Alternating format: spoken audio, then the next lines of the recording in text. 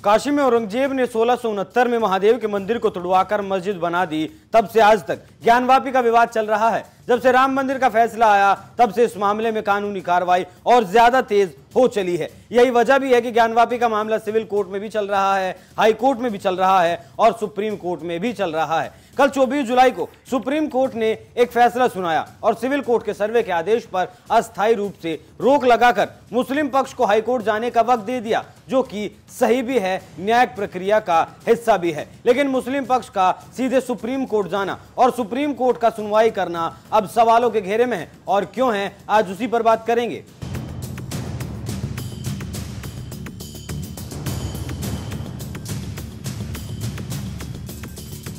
नमस्कार, NMF news देख रहे हैं आप। मैं हूं आपके साथ अभिषेक पुंडीर। अगर आपको याद हो तो नुपुर शर्मा का जब विवाद गहराया था तो नुपुर शर्मा ने सीधे सुप्रीम कोर्ट का रुख किया था। लेकिन सुप्रीम कोर्ट ने नुपुर शर्मा को फटकार लगाते हुए यह कहा था कि आप सीधे सुप्रीम कोर्ट नहीं आ सकते, आप पहले हाई कोर्ट जाइए। अगर हाई कोर्ट में कुछ नहीं होता है उसके बाद आप सुप्रीम कोर्ट का रुख करें। उसके बाद याद करिए मनीष सिसोदिया के मामले को, वो भी सीधे सुप्रीम कोर्ट गए थे जब उनकी गिरफ्तारी हुई थी। लेकिन तब भी सुप्रीम कोर्ट ने मनीष सिसोदिया को फटकार लगाते हुए कहा था कि आपका घर दिल्ली में है, इसका मतलब ये नहीं है कि आप सीधा सुप्रीम कोर्ट आ जाएंगे, पहले आप हाई कोर्ट जाइए, उसके बाद आप अपने मामले को लेकर सुप्रीम कोर्ट आइए। अब आइए ज्ञानवापी के मामले पर। 21 जुलाई को सिविल कोर्ट ने आदेश दिया सर्वे का और 24 जुलाई को सर्वे होना था। मतलब इस बीच में काफी वक्त था, लेकिन मुस्लिम पक्ष हाई कोर्ट नहीं गया। जिस दिन सर्वे होना था उस दिन सुप्रीम कोर्ट मुस्लिम पक्ष पहुंच जाता है, मामला लिस्टेड भी हो जाता है, लेकिन फिर भी सुनवाई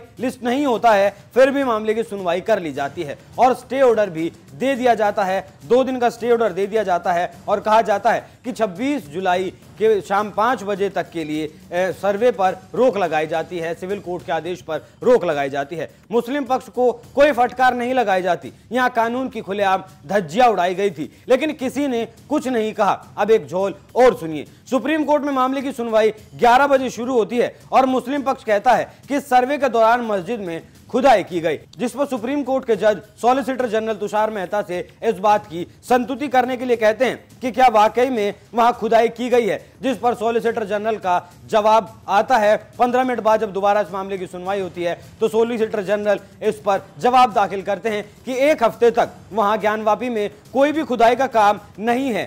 इस 1 हफ्ते में फोटोग्राफी, वीडियोग्राफी और रडार सिस्टम से वहां की जांच पड़ताल की जानी है, जिससे कि आगे की जांच में मदद मिले, जिससे कि सटीक जानकारी जुटाने की इसमें बात कही गई।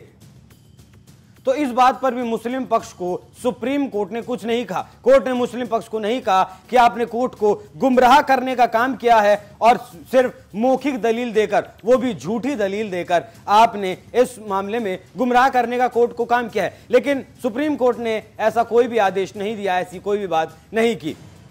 मुस्लिम पक्ष की तरफ से कहा गया था कि सर्वे टीम मजदूरों और फावड़ों को लेकर अंदर गई है, इसलिए हमें लगा कि खुदाई की जा रही है। मौखिक तौर पर कोर्ट में जो कहा गया कोर्ट ने वो मान लिया, लेकिन फिर भी हिंदू पक्ष ने बड़ा दिल दिखाते हुए कुछ नहीं कहा।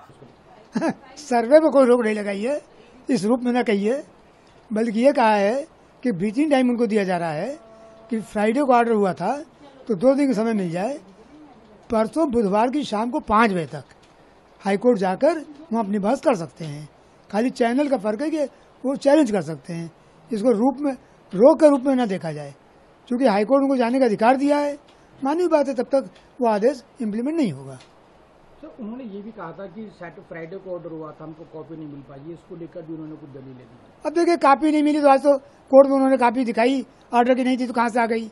इन बातों में, छोटी छोटी बातों में नहीं जाना चाहता, क्योंकि अगर कॉपी नहीं तो आज कोर्ट में फाइल की है तो कॉपी, सर्टिफाइड कॉपी आज भी नहीं मिली, तो नई बात है, कोई बात नहीं है।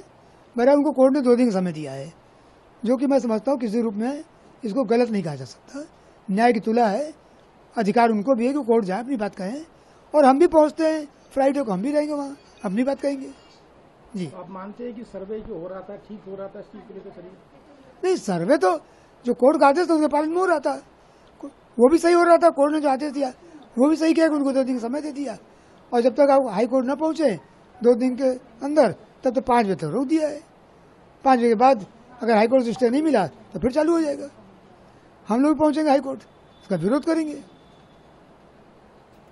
एक बात तो सभी जानते हैं कि जब चोर चोरी करता है तो उसे छिपाने की कोशिश भी करता है, लेकिन जो चोरी नहीं करता वो खुलकर बात करता है, हर इम्तिहान के लिए तैयार रहता है। यही हो रहा है ज्ञानवापी केस में भी। अब एक बार हिंदू पक्ष के वकील विष्णु शंकर जैन को सुनिए, उसके बाद इसके आगे की कहानी बताऊंगा। दोनों पक्षों को सुनने के बाद सुप्रीम कोर्ट ने 26 तारीख के शाम 5 बजे तक डिस्ट्रिक्ट कोर्ट के ऑर्डर पे रोक लगाई है और इलाहाबाद हाईकोर्ट को ये कहा है कि वो इस मामले को फ्रेश पूरा डिसाइड करें और हम लोग इलाहाबाद हाईकोर्ट के सामने अपनी बहस रखेंगे।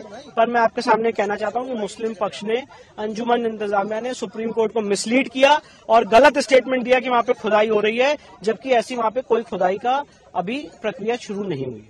अभी सिविल कोर्ट ने जो सर्वे का आदेश दिया था उसे लेकर सुप्रीम कोर्ट में कोई याचिका ही नहीं लगाई गई थी, लेकिन फिर भी कोर्ट ने मामले को सुना और फैसला भी सुनाया। किसी को ऐसा आदेश ही नहीं है कि वो मौखिक तौर पर कोई मुद्दा कोर्ट के सामने उठाए या कोई मुद्दा वहां रखे। सुप्रीम कोर्ट में जो मामला चल रहा था वो मामले की पूछनीयता को लेकर चल रहा था, लेकिन खुले तौर पर वहां सुप्रीम कोर्ट में इस मामले की सुनवाई कर खुलेआम धज्जियां उड़ाई जाती रही और सब देखते रहे। बनारस से मुस्लिम पक्ष हाई कोर्ट नहीं गया, लेकिन सुप्रीम कोर्ट पहुंच गया, जबकि हाई कोर्ट तक की दूरी बनारस से सिर्फ 100 किलोमीटर है, लेकिन मुस्लिम पक्ष हाई कोर्ट नहीं पहुंच सका, सीधा सुप्रीम कोर्ट जहां पहुंचा। ये सब वो बातें हैं जो असल में हुई हैं। अब आगे के फैक्ट्स पर अगर आपको बताऊं तो मुस्लिम पक्ष की याचिका हाई कोर्ट में दाखिल हो चुकी है और हिंदू पक्ष ने भी उसमें अपना कैविएट दाखिल कर दिया है कि अगर कोई फैसला हाई कोर्ट सुनाता है तो उसमें हिंदू पक्ष की भी बात सुनी जाए। और हाई कोर्ट 28 जुलाई को इस मामले पर सुनवाई भी करेगा, लेकिन सुप्रीम कोर्ट का स्टे 26 जुलाई शाम 5 बजे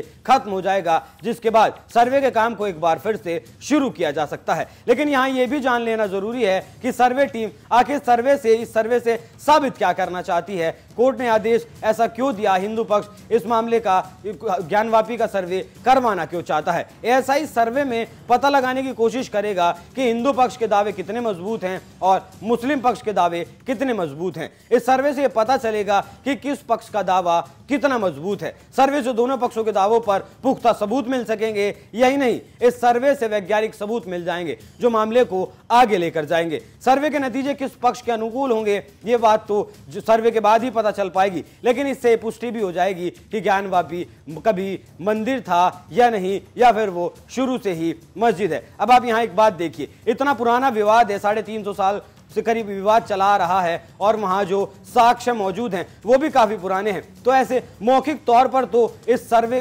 मौखिक तौर पर यह नहीं कहा जा सकता कि वहां मंदिर है या मस्जिद है। अगर इसके लिए पुख्ता सबूत चाहिए तो उसके लिए सर्वे जरूरी है, वैज्ञानिक सर्वे जरूरी है, जिससे पता चल पाएगा कि वहां मौजूद चीजें कितनी पुरानी हैं। ज्ञानवापी का विवाद आज का नहीं है, यह विवाद करीब 350 सालों से चला आ रहा है, लेकिन इतने लंबे विवाद के बाद अब ऐसा लग रहा है कि यह मामला जल्द ही किसी निर्णायक मोड़ पर पहुंच सकेगा। लेकिन इस निर्णय के बाद देश की राजनीति में एक अलग विवाद का चैप्टर खुलना भी तय है, और वो चैप्टर क्या होगा शायद उसे बताने की जरूरत नहीं है। लेकिन आप सुप्रीम कोर्ट के इस रवैये पर क्या राय रखते हैं, अपनी राय हमें कमेंट कर जरूर बताएं। नमस्कार।